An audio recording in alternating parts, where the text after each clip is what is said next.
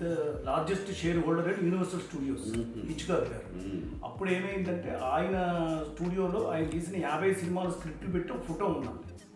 తర్వాత 3 సినిమాలు తీశారండి.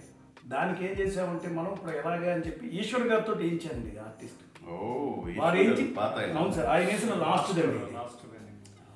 అది ఇది ఎంత కూడా పెయింటింగ్ అండి, వారితో వేయించాను సార్. ఇది వారిని అడిగి స్క్రిప్ట్ పేర్లు ఇచ్చి చేతితో మీరు వేయాలండి అని చెప్పేసి.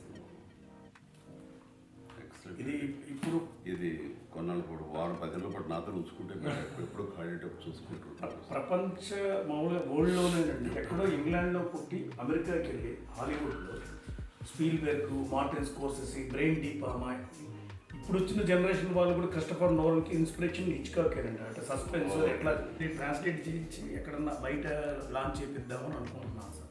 చాలా మంచి అండి, యూనివర్సల్ సబ్జెక్ట్ ఇది. ఇప్పుడు మీరు ఇప్పుడు ఇనాగ్రేట్ చేశారు కాబట్టి పుస్తక పఠనము అనేది ఏంటంటే ఇప్పుడు ఈ కరోనా టైంలో చాలా తగ్గిపోయిందండి. అంతా ఓటీటీలు, డిజిటల్, అందరూ కూడా పేపర్లు కూడా మొబైల్లో ప్యాడ్లోనే కానీ ఎవరు వేయించుకోవట్లేదు. వెరీ గుడ్ అండి, very happy. Thank you sir. Please sir, please sir.